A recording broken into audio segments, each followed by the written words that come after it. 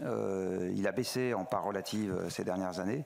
Et les énergies renouvelables nouvelles, vent et soleil, font le reste. La situation française est donc une situation singulière au regard de la situation mondiale ordinaire, j'ai envie de dire, puisque chez nous, le nucléaire occupe une place dominante. Cette place du nucléaire doit essentiellement au fait que la France n'avait pas de charbon au moment des chocs pétroliers. Et donc, si on avait du charbon, on aurait utilisé notre charbon. Et comme on n'avait pas de charbon, on a fait du nucléaire. La vertu climatique française actuelle ne doit donc, qui est une excellente chose, hein, ne doit donc pas grand-chose à la clairvoyance climatique. C'est essentiellement un fait du hasard et un fait qu'il n'y avait plus de charbon en France au moment où le choc pétrolier est arrivé.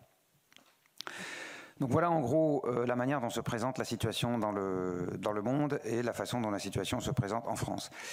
Puisqu'on va parler de prix, une remarque liminaire sur le prix. Compte tenu du service qu'elle nous rend, l'électricité est gratuite, quel que soit son prix, en première approximation.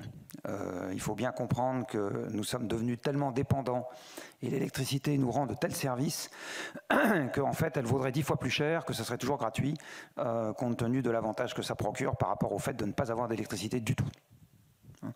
Encore une fois, sans électricité, il n'y a plus de système monétaire, il n'y a plus de communication, il n'y a plus... Enfin bon, bref, il y a tout un tas de trucs qui s'en vont.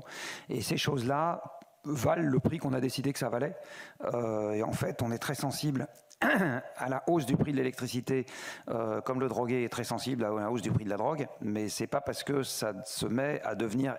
Enfin, comment dire ?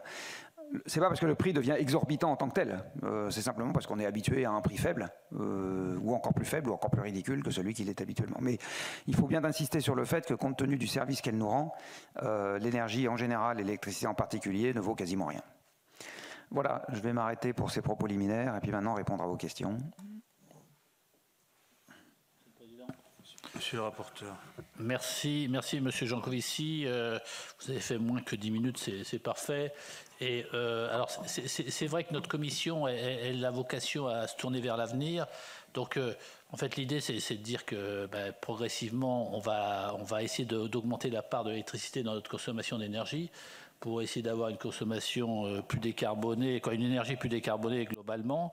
Et l'électricité peut nous aider beaucoup. Donc, il y a une volonté d'électrifier beaucoup de nos usages, encore, hein, parce qu'on est déjà très dépendant de l'électricité, mais on devrait le devenir de plus en plus.